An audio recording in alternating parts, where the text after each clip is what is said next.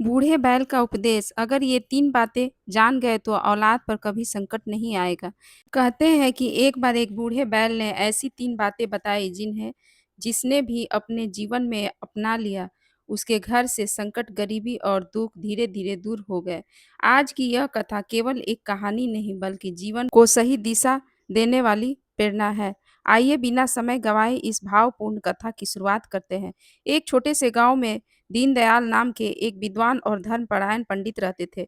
उनका जीवन अत्यंत सरल था। वे पूजा-पाठ, कथा, सत्संग और लोगों की सेवा में अपना समय बिताते थे। अमावस्या और पूर्णिमा के दिनों में गाँव वाले उन्हें यथाशक्ति दान देते थे। कोई अनाज देता, तो कोई वस्त्र, तो कोई कुछ रुपए। जो निर्धन होता, उससे वे केवल आशीर्वाद और श्रद्धा स्वीकार करते। उनके परिवार में पत्नी श्यामा, एक बेटा और एक बेटी थे। जैसे-तैसे 4 लोगों का जीवन चल रहा था। समय बदला और परिस्थितियाँ भी बदल गईं। धीरे-धीरे लोगों ने उन्हें बुलाना कम कर दिया।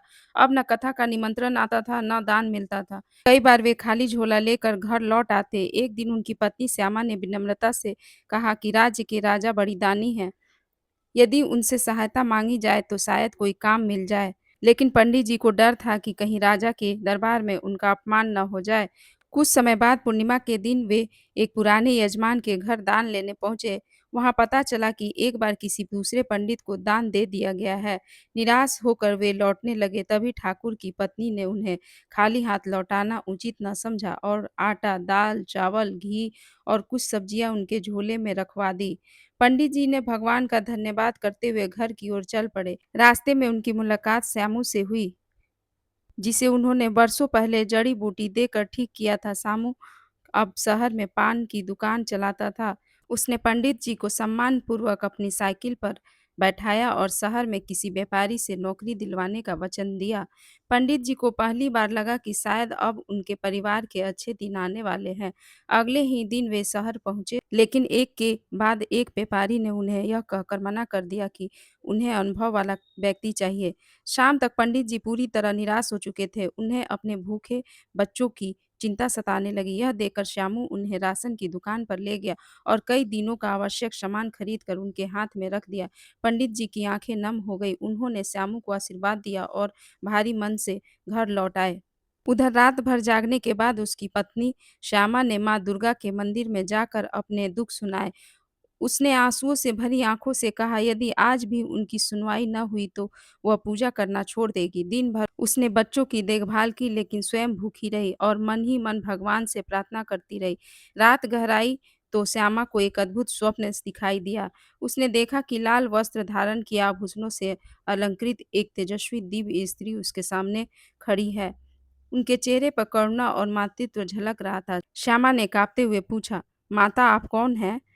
मंद मुस्कान के साथ उस दिव्य स्वरूप ने कहा, बेटी मैं वही हूँ जिससे तुम आज शिकायत कर रही थी। इतना सुनते ही श्यामा उनके चरणों में गिर पड़ी और रोते हुए क्षमा मांगने लगी। माँ दुर्गा ने उसे उठाकर अपने पास बैठाया और स्नेह से कहा, बेटी माँ से नाराज होने का अधिकार तुम्हें है, लेकिन यह भी सत्य है कि हर मनुष्य अपने कर्मों का फल भोगता है। तुम्हारे और तुम्हारे पति के पूर्व जन्म के कर्मों के कारण यह कठिन समस्या आया है। श्यामा की आँखों से आँसू बहते रहे। तब माँ दुर्गा ने कहा, अब तुम्हारे दुखों का अंत होने वाला है। सुबह होते ही अपने पति से कहना कि वे राजा के दरबार में जाएँ और राजा से केवल एक ही बात कहे, राजा जी पुण्य की जड़ पाताल में है। इसके अलावा उन्हें कुछ भी नहीं कहना। सुबह जब श्यामा की आँख खुली तो उसका हृदय आशा से भर चुका था। उसने तुरंत यह स्वप्न पंडित जी को सुनाया। पहले तो पंडित जी को भी विश्वास नहीं हुआ, लेकिन पत्नी के दृढ़ विश्वास और माँ दुर्गा के प्रति श्रद्धा ने उनके मन का भय दूर कर दिया। उन्होंने निश्चय किया कि चाहे जो भी हो, वे राजा के दरबार में अवश्य जाएँगे। उन्हें यह पता नहीं था कि यही निर्णय उनके जीवन की दिशा बदल देगा और इसी यात्रा में उनकी मुलाकात उस बूढ़े बैल से होगी, जो जीवन की वे 3 अमूल्य बातें बताएगा, जिनसे न केवल गरीबी दूर होती है, बल्कि आने वाली पीढ़ियाँ भी संकटों से बची रहती है। सुबह होते ही पंडित जी ने स्नान किया, भगवान का स्मरण किया और लाठी तथा झोला लेकर राजा के महल की ओर चल पड़े। कई घंटों की यात्रा के बाद वे राजमहल पहुंचे। महल के विशाल द्वार पर खड़े सैनिकों ने उन्हें रोक लिया। पंडित जी ने हाथ जोड़कर कहा, मुझे महाराज से केवल एक आवश्यक बात कहनी है। सैनिकों ने उनकी बात महामंत्री तक पहुंचाई। महामंत्री ने पंडित जी के तेजस्वी चेहरे को देखकर उन्हें दरबार में बुला लिया। राजा ने आदर पूर्वक पूछा, ब्राह्मण देव बताइए किस उद्देश्य से आए हैं? पंडित जी ने हाथ जोड़कर शांत स्वर में कहा, महाराज, पुण्य की जड़ पाताल में है। इतना कहकर वे मौन हो गए। पूरा दरबार आश्चर्य में पड़ गया। राजा ने फिर पूछा, इसका क्या अर्थ है? लेकिन पंडित जी ने विनम्रता से कहा, महाराज, मुझे केवल यही वचन कहने का आदेश मिला है। उस दिन के बाद राजा का मन अशांत हो गया। उन्होंने राज्य के सभी विद्वानों, पंडितों और ऋषियों को बुलाया, पर कोई भी इस रहस्य का उत्तर नहीं दे सका। तभी एक वृद्ध मंत्री ने कहा, महाराज, राज्य की सीमा पर एक बूढ़ा बैल रहता है। लोग कहते हैं कि उसने अनेक पीढ़ियां देखी है और उसके पास जीवन का अद्भुत अनुभव है। संभव है वही इस रहस्य का अर्थ बता सके। अगले ही दिन राजा, पंडित जी और कुछ सैनिक उस स्थान पर पहुंचे जहां वह बूढ़ा बैल बरगद के वृक्ष के नीचे विश्राम कर रहा था। राजा ने आदर पूर्वक प्रणाम किया और पूछा, हे वृद्ध, कृपया बताइए कि पुण्य की जड़ पाताल में है, इसका क्या अर्थ है? बूढ़े बैल ने धीरे धीरे आंखें खोली और मुस्कुराकर बोला, राजन, इस प्रश्न का उत्तर पाने से पहले तुम्हें जीवन की 3 बातें समझनी होगी। यदि कोई मनुष्य इन 3 बातों का पालन करे तो उसके बच्चों और आने वाली पीढ़ियों पर कभी संकट नहीं आता। बैल ने गंभीर स्वर में कहा, राजन, तुम्हें उत्तर चाहिए, लेकिन उत्तर पाने से पहले तुम्हें अपना अहंकार त्यागना होगा। जो राजा अपनी प्रजा के दुख को अपना दुख समझे वही सच्चा राजा कहलाता है। तुमने धन कमाया, राज्य चलाया, यज्ञ किए, दान किए, लेकिन कभी यह जानने का प्रयास नहीं किया कि तुम्हारे राज्य में कितने लोग भूखे सोते हैं। यही कारण है कि तुम्हें पुण्य का वास्तविक अर्थ समझ में नहीं आया। आज मैं तुम्हें वह रहस्य बताऊंगा जिसे जानकर तुम्हारा जीवन बदल जाएगा, लेकिन उससे पहले तुम्हें मेरे जीवन की कहानी सुननी होगी। मैं हमेशा से बैल नहीं था। पिछले जन्म में मैं एक धनी जमींदार था। मेरे पास अपार धन, खेत, नौकर और वैभव था, लेकिन मेरे हृदय में दया नहीं थी। मैं गरीबों का शोषण करता था, भूखों को भोजन देने के बजाय उनका अपमान करता था। मेरे दरवाजे से कोई याचक खाली नहीं लौटता था, बल्कि अपमानित होकर लौटता था। उसी अहंकार का परिणाम था कि अगले जन्म में मुझे बैल की योनि मिली। वर्षों तक मैंने लोगों का बोझ ढोया, भूख और प्यास सही, तब जाकर मुझे अपने कर्मों का ज्ञान हुआ। आज उसी कर्म का अंतिम बंधन टूटने वाला है, क्योंकि इस ब्राह्मण ने बिना किसी स्वार्थ के मेरे प्राण बचाए हैं। अब समय आ गया है कि मैं तुम्हें वह 3 रहस्य बताऊं जिन पर पूरे संसार का सुख और समृद्धि टिकी हुई है। बूढ़े बैल ने कुछ क्षण के लिए अपनी आंखें बंद कर ली। ऐसा प्रतीत हो रहा था कि मानो वो अपने बीते हुए जीवन की स्मृतियों में खो गया हो। फिर उसने धीरे धीरे अपनी आंखें खोली और बोला, राजन, ध्यान से सुनो। संसार में धन कमाने वाले लाखों मिल जाएंगे, लेकिन पुण्य कमाने वाले बहुत कम होते हैं। धन से महल खरीदे जा सकते हैं, पर सुख नहीं। सोना चांदी खरीदा जा सकता है, पर सम्मान नहीं। इसलिए जो मैं अब बताने जा रहा हूँ उसे केवल सुनना मत, अपने जीवन में उतारना भी। राजा, पंडित जी और महामंत्री एकाग्र होकर उसकी बात सुनने लगे। बूढ़ा बैल बोला, पहली बात, अपने घर में कभी माता-पिता और बुजुर्गों का अपमान मत होने देना। जिस घर में वृद्धों का सम्मान होता है, वहाँ स्वयं लक्ष्मी बिना बुलाए आती है। मैंने पिछले जन्म में अपने वृद्ध माता-पिता को बोझ समझकर अलग कर दिया था। उनके आंसू ही मेरे पतन का कारण बने। जिस दिन उन्होंने घर छोड़ा, उसी दिन मेरे भाग्य ने भी मेरा साथ छोड़ दिया। इसलिए याद रखना, बूढ़े माता-पिता घर का भार नहीं, घर का आशीर्वाद होते हैं। राजा की आंखें झुक गई। उन्हें स्मरण आया कि कई महीनों से वे अपने वृद्ध माता-पिता से मिलने तक नहीं गए थे। बूढ़े बैल ने आगे कहा, दूसरी बात, अपनी कमाई का एक भाग सदैव जरूरतमंदों के लिए निकालो, चाहे वह एक मुट्ठी अन्न हो या 1 रुपया, लेकिन उसमें किसी भूखे का अधिकार अवश्य होना चाहिए। मैंने अपने पिछले जन्म में अन्न का भंडार भर कर रखे, लेकिन किसी भूखे को एक दाना तक नहीं दिया। जब मेरी मृत्यु हुई तो वही अन्न गोदामों में सड़ गया और मैं खाली हाथ चला गया। पंडित जी की आंखों से आंसू बहने लगे। उन्हें याद आया कि गरीबी में भी उन्होंने अपना भोजन एक भूखे भिखारी के साथ बाँट दिया था। बूढ़ा बैल मुस्कुराया, मानो वह उनके मन की बात जानता हो। उसने कहा, ब्राह्मण जी, उसी एक कर्म ने तुम्हारे भाग्य का द्वार खोल दिया है। भगवान कभी दान की मात्रा नहीं देखते, वे दान देने वाले का हृदय देखते हैं। जिसने अपनी भूख से पहले किसी और की भूख मिटाई, उसका घर कभी सदा खाली नहीं रहता। इतना सुनकर राजा ने आश्चर्य से पंडित जी की ओर देखा। अब उन्हें समझ में आने लगा कि यह साधारण ब्राह्मण वास्तव में कितना महान है। बूढ़े बैल ने फिर गंभीर स्वर में कहा, अब तीसरी बात, सबसे कठिन और यही तीनों में सबसे बड़ी है। यदि कोई मनुष्य इस तीसरे नियम का पालन कर ले, तो उसकी आने वाली 7 पीढ़ियों तक सुख और समृद्धि बनी रहती है। लेकिन इसे निभाने के लिए केवल धन नहीं, बल्कि सच्चे चरित्र की आवश्यकता होती है। यह कहते ही बूढ़ा बैल शांत हो गया। राजा और पंडित जी उत्सुकता से उसकी ओर देखने लगे। हवा फिर से धीमी होने लगी, बरगद के पत्ते सरसराने लगे, मानो स्वयं प्रकृति भी उस तीसरे रहस्य को सुनने की प्रतीक्षा कर रही हो। बूढ़े बैल ने राजा की ओर देखा और गंभीर स्वर में कहा, राजन, तीसरी बात सबसे कठिन है, क्योंकि इसे सुनना आसान है, लेकिन जीवन भर निभाना बहुत कठिन। याद रखना, कभी किसी का हक मत छीनना और कभी किसी की मजबूरी का लाभ मत उठाना। जिस धन में किसी गरीब की आंख, किसी मजदूर का पसीना या किसी बेबस की बद्दुआ मिली हो, वह धन कुछ समय के लिए सुख तो दे सकता है, लेकिन अंत में उसी घर का सर्वनाश कर देता है।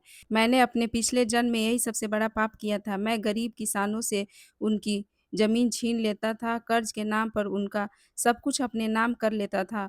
उनकी आँखों से निकले आँसू ही मेरे अगले जन्म का कारण बने। इसलिए याद रखना, किसी की मजबूरी पर अपना महल खड़ा करने वाला मनुष्य कभी सुखी नहीं रहता। राजा की आँखों से आँसू बहने लगे।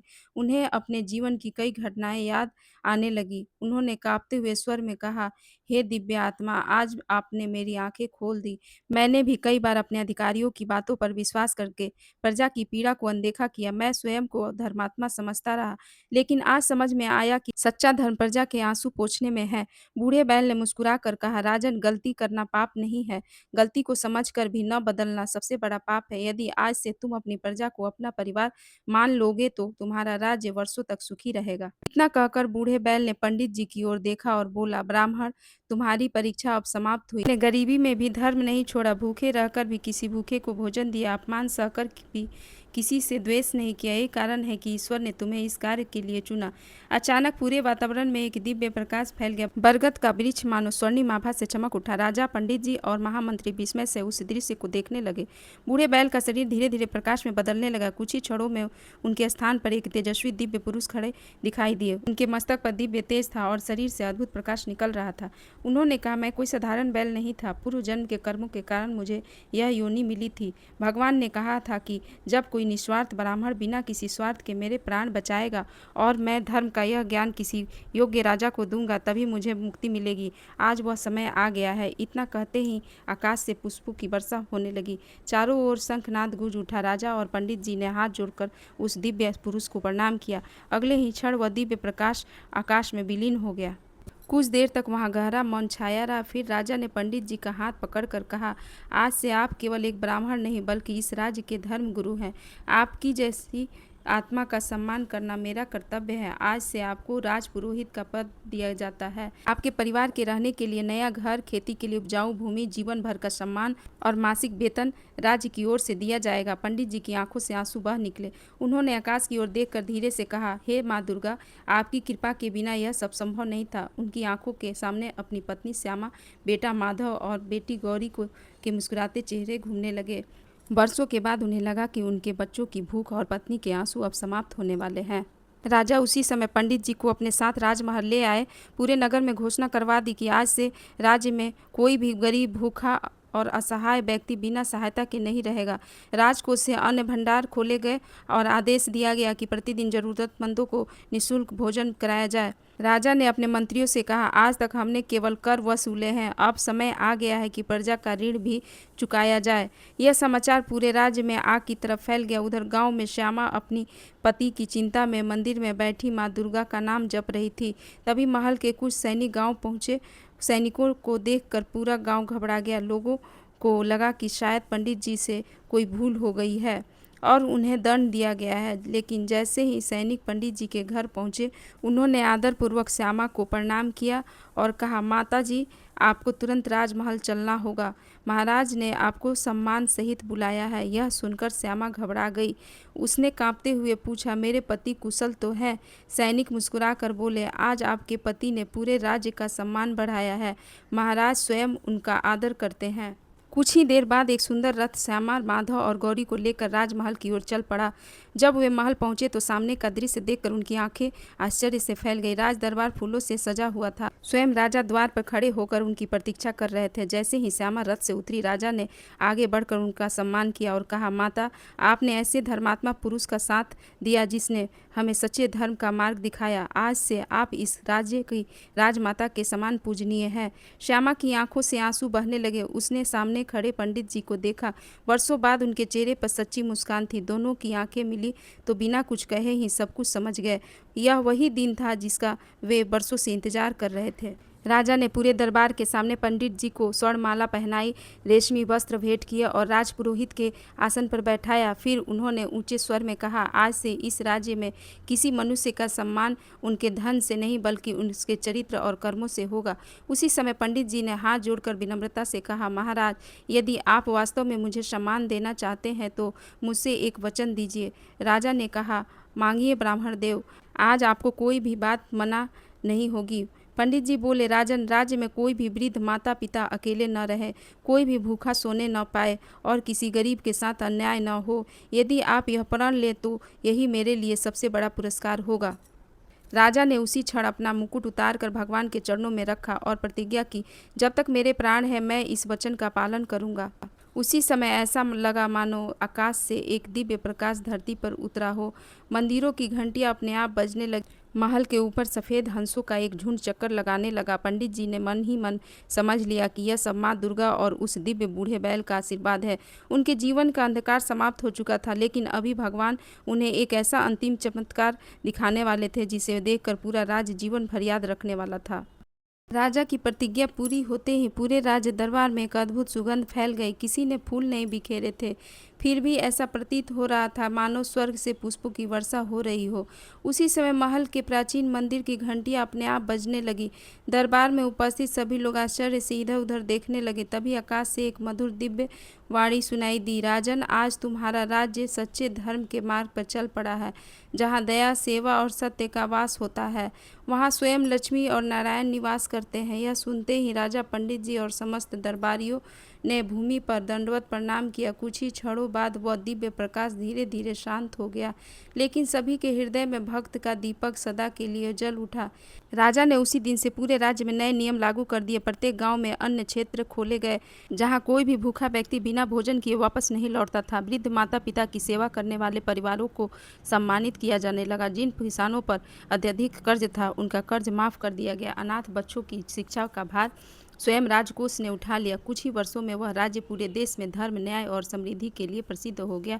दूर से लोग कहते थे कि ऐसा राज्य पहले कभी नहीं देखा, जहां राजा अपनी प्रजा को अपने परिवार की तरह मानता हो। उधर पंडित जी का जीवन भी पूरी तरह बदल गया, लेकिन उनके स्वभाव में तनिक भी परिवर्तन नहीं आया। वे आज भी प्रतिदिन प्रातः उठकर भगवान की पूजा करते, फिर महल जाने से पहले गाँव के गरीबों और साधुओं को भोजन कराते। श्यामा भी हर नवरात्रि में माँ दुर्गा का भव्य पूजन करती और हर स्त्री से यही कहती, कठिन समय में भगवान से शिकायत करना गलत नहीं है, लेकिन उनका साथ छोड़ देना सबसे बड़ी भूल है। ईश्वर देर अवश्य करते हैं पर अन्याय कभी नहीं करते। माधव बड़ा होकर एक विद्वान आचार्य बना और गौरी ने भी अपने माता पिता की सेवा तथा धर्म के मार्ग को अपनाया। पंडित जी ने अपने बच्चों को कभी धन का घमंड नहीं करने दिया। वे हमेशा कहते, धन समाप्त हो सकता है लेकिन अच्छे कर्म कभी नष्ट नहीं होते, यही सबसे बड़ी संपत्ति है। एक दिन कई वर्षों बाद राजा उसी बरगद के वृक्ष के नीचे पहुंचे जहां पहली बार उनकी मुलाकात उस दिव्य बूढ़े बैल से हुई थी। उन्होंने वहां एक सुंदर मंदिर बनवाने का आदेश दिया। मंदिर में किसी मूर्ति की स्थापना नहीं की गई, बल्कि केवल एक शिलालेख लगाया गया जिस पर स्वर्ण अक्षरों में लिखा था, सच्चा पुण्य वही है जो किसी के आंसू पोंछ दे। उस स्थान पर आने वाला प्रत्येक व्यक्ति उस वाक्य को पढ़कर अपने जीवन को बदलने का संकल्प लेकर लौटता था। प्रिय दर्शकों, इस कथा का सार केवल इतना ही है कि यदि आप चाहते हैं कि आपके घर में कभी गरीबी, संकट और दुख का प्रवेश न हो, तो इन 3 बातों को जीवन भर मत भूलिए। पहली, अपने माता पिता और बुजुर्गों का सम्मान कीजिए। दूसरी, अपनी कमाई का कुछ भाग जरूरतमंदों के लिए अवश्य निकालिए। और तीसरी, कभी किसी का हक मत छीनिए, क्योंकि किसी गरीब की आह सबसे बड़ा अभिशाप होती है। याद रखिए, भगवान मंदिरों में चढ़ाए गए सोने चांदी से अधिक उस रोटी को स्वीकार करते हैं जो किसी भूखे के पेट में जाती है। जिसने अपने कर्मों को पवित्र बना लिया, उसके जीवन में सुख, शांति और समृद्धि स्वयं चल कर आती है। यदि इस कथा ने आपके हृदय को स्पर्श किया हो और आपने इससे कुछ सीख प्राप्त की हो तो कमेंट में अवश्य लिखिए। जय माता दी और सच्चा पुण्य सेवा